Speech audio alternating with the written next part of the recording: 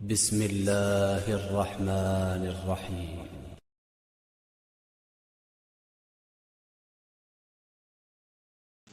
یہ اندھیری دنیا ہے اور اگلا جہاں، چاہے وہ ہم شعور کی حالت میں دیکھیں، جذبات کی حالت میں، یا موت کے بعد ہماری آنکھیں کھلیں، روشنی ہی روشنی ہے، کیونکہ وہاں جھوٹ نہیں ٹک سکتا۔ موت کے بعد جو سب سے پہلی چیز ہوتی ہے وہ یہی ہوتی ہے کہ اس دنیا کا جھوٹ بند ہو جاتا ہے۔ شعور کی دنیا کی روشنی علم کی روشنی ہے، یعنی جب ہم اللہ کی ہدایت پا لیتے ہیں۔ جذبات کی حالت میں اس وقت جب ہم پر کوئی کاری ضرب لگتی ہے یا کوئی گہرا صدمہ پہنچتا ہے تو ہم اپنے رب کو پوری توجہ اور دلجمی سے پکارتے ہیں، اور موت کے وقت آنکھیں کھلنے کا مطلب ہے کہ بہت دیر ہو گئی۔ اس زندگی میں دنیاوی آسمان پر بادل چھائے ہوئے ہوتے ہیں، ہر طرف ایک پردہ ہوتا ہے، ہماری آنکھوں پر نت نئے رنگ کے چشمے ہوتے ہیں جس کے حساب سے اس دنیا کو ہم دیکھتے ہیں۔ یہ خطرے کے منڈلاتے ہوئے بادل ہمارا اوڑھنا بھی ہوتے ہیں اور بچھونا بھی۔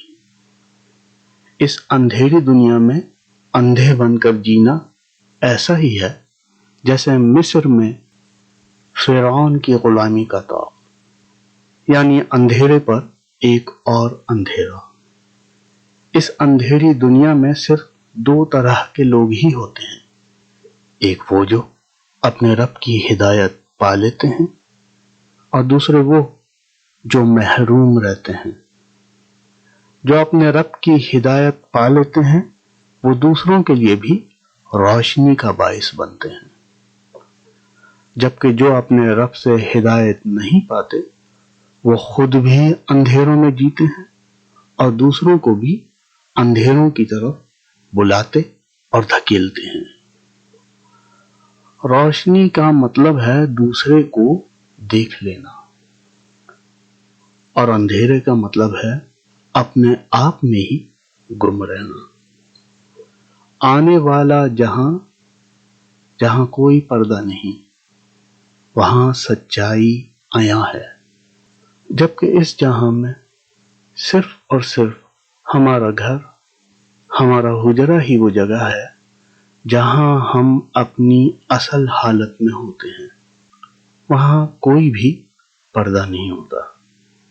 اس دنیا میں جیسے ہی ہم اپنے گھر یا حجرے سے نکلتے ہیں ہم مختلف لبادہ اوڑھ لیتے ہیں یا ہمیں اوڑھنا پڑتا ہے۔ صبح و شام مختلف بھیس ہماری زندگی کا ایک اہم جز ہے۔ کہیں صرف جسم کا ڈھانپنا ہی مقصود ہوتا ہے، کہیں باوقار دکھنا، کہیں اپنی زینت اور خوبصورتی کا اظہار، اور کہیں مکر و فریب، سیاست کا لباس۔ ہم اپنی اصل حالت میں بہت ہی کم ہوتے ہیں، جبکہ دوسری طرف جب ہم اپنے گھر میں ہوتے ہیں تو احتیاط کے تمام تقاضے ختم ہو جاتے ہیں اور ہم اپنے ارد گرد کی جھوٹ کی دیواریں گرا کر آرام دہ حالت میں واپس آ جاتے ہیں، یعنی پھر سے روشنی میں۔ گھر ہی وہ جگہ ہے جہاں آپ تسکین پاتے ہیں، توانائی پاتے ہیں، اپنی تھکاوٹ دور کرتے ہیں۔ یہ روشنی آپ کے اندر کی روشنی ہوتی ہے، آپ اپنے آپ کو محفوظ محسوس کرتے ہیں۔ آپ کی اجازت کے بغیر آپ کے گھر میں کوئی نہیں آ سکتا، آپ اپنی مرضی کے مالک ہوتے ہیں، بااختیار ہوتے ہیں۔ آپ کا دل آپ کا گھر ہے، آپ اپنے رب کو اپنے گھر میں جب ہی پائیں گے جب آپ اپنے رب کو اپنے گھر میں داخل ہونے کا موقع دیں گے. اپنے دلوں میں، اپنی زندگیوں میں اجالا آپ جب ہی پائیں گے جب آپ اپنے رب کی ہدایت اور روشنی سے فیض یاب ہوں گے. ایک چرواہا اپنے ریوڑ کے ساتھ خوش رہتا ہے کیونکہ انسان اسے اندھیروں کی طرف بلاتے ہیں. وہ چوپایوں کے ساتھ رہتے ہوئے بھی اپنے رب کے قرب کو پا لیتے ہیں.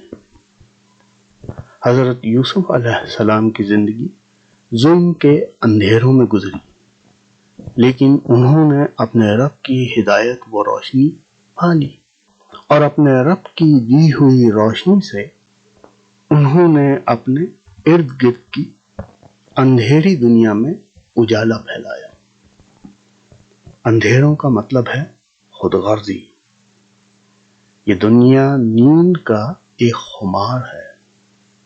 ہم صرف سستی اور لذت کو ہی اصل دنیا کا آرام سمجھتے ہیں.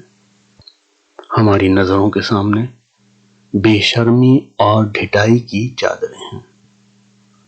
کوئی اصلاحی کام کرنا چاہتا ہے، اسی کے ساتھ ہٹ دھرمی اور بے رخی برتی جاتی ہے. اندھیروں کا مطلب ہے کہ ظاہری دنیا ہی کو سب کچھ مان لینا، مگن رہنا. یہ چیز انسان کو سرد بنا دیتی ہے. اس وقت جب کوئی اچھا خیال یا کوئی اچھی کوشش آپ کے رب کی طرف سے آپ کے سامنے آئے. بدقسمتی سے اس دنیا کی ریت ہے کہ اصلاحی راہ پر چلنے کی کوشش کرنے والے کی راہ میں رکاوٹیں ڈالی جاتی ہیں. اسے پھر سے اس اندھیری دنیا کی طرف دھکیلا جاتا ہے، اور طرح طرح کے فتنے اس کے ساتھ منسوب کیے جاتے ہیں. عام طور پر اس طرح کے رویوں کی اصل وجہ کوئی دنیاوی فائدہ یا اپنی جھوٹی انا کی تسکین ہی ہوتا ہے. اپنی اسی نادانی کی وجہ سے وہ شیطان کے مددگار بنے رہتے ہیں. شیطان ہر اس شخص کو مٹانا اور فنا کرنا چاہتا ہے جو اپنے رب کی سیدھی راہ پر چلنا چاہے. وہ یہی چاہتا ہے کہ انسان اس دنیا کے جھمیلوں اور بازاروں میں گم رہے، یعنی اندھیروں پر اور اندھیرا. انسان اس جھوٹی دنیا سے خوش ہیں. وہ ایسے نہیں ہوتے جیسا وہ اپنے آپ کو دکھاتے ہیں. وہ کسی اور کو دھوکہ نہیں دیتے سوائے اپنے آپ کے. ان کے کپڑے باتیں کرتے ہیں. وہ انہیں بار بار اپنے گناہوں کے داغ سے مصنوعی طریقوں سے دھوتے ہیں، اور وہی کپڑے وہ دوبارہ سے زیب تن کر کے سیاست کرتے ہیں.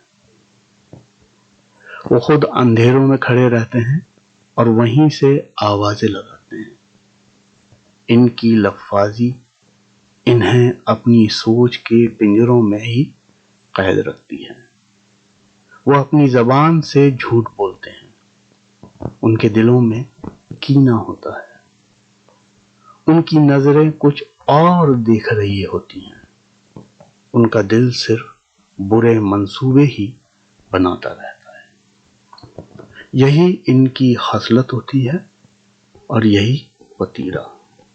لوگ آپس میں ایک دوسرے سے ملتے ہیں اور بات کرتے ہیں، لیکن در حقیقت نہ وہ ملتے ہیں اور نہ بات کرتے ہیں. یہ بیچ کی دیوار اندھیرا ہے، دوہرا اندھیرا. اگر آپ اپنے دل کے گھر میں کسی کو اندر داخل ہونے دیں گے تو جب ہی آپ اپنے رب سے روشنی پائیں گے. آپ کا یہ مکر رکاوٹ ہے کہ آپ اپنے رب سے ہدایت نہیں پا رہے. یاد رکھیے، اندھیروں میں روشنی، روشنی میں اندھیرا، روشنی میں روشنی اور اندھیروں میں اندھیرا۔ یہ دنیا اسی لیے سجائی گئی ہے۔ کوئی اپنے رب کو پالے گا اور کوئی محروم رہے گا۔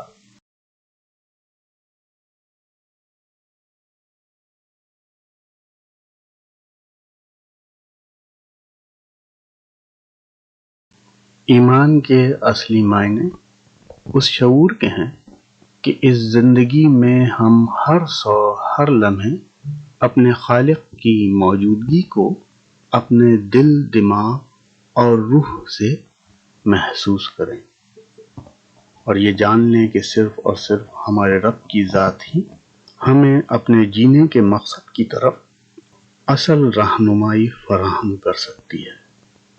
یعنی ایمان اس حالت کا نام ہے کہ ہم اپنے وجود کے ساتھ اپنے رب کو جڑا ہوا پاتے ہیں، یعنی ہر لمحے وہ قدم با قدم ہمارے ساتھ ہے، چاہے ہماری نجی زندگی ہو یا گھریلو، معاشی تگ و دو یا کوئی معاشرتی سرگرمی۔ ایمان کے اس درجے کی حالت کا حصول اس دنیاوی زندگی کی حالت میں ہی ہمارے لیے ممکن ہے۔ یہ زندگی ختم، موقع ختم۔ ایمان کی حالت دنیاوی زندگی کی کامیابی کی ضمانت نہیں، سوائے اس کے کہ ہمارا رب ہمیں وہ بھی دے۔ نہ ہی ایمان لانے کا مطلب ہے کہ اب آپ کی ساری خواہشات پوری ہو جائیں گی، سوائے اس کے کہ جو ہمارا رب ہمارے لیے چاہے۔ ایمان اس بات کی ضمانت ہے کہ ہمارا رب ہم سے بہت قریب ہے، وہ ہر لمحے ہمارے ساتھ ہے، ہماری ڈھارس ہے، ہماری منزل ہے، ہمارا وجود ہے۔ اصل ایمان کی حالت یہ ہے کہ آپ اپنے آپ کو اکیلا محسوس نہ کریں، وہ ہر مصیبت کی گھڑی میں آپ کا سہارا ہے، بھروسہ ہے۔ ایمان اس ہمت اور حوصلے کا نام ہے جو ٹوٹ نہیں سکتا۔ خوش نصیب ہے وہ شخص جس کے نصیب میں ایمان کی نعمت ہو، لیکن صرف ایمان ہی کا ہونا کافی نہیں، تربیت پذیری بھی ضروری ہے۔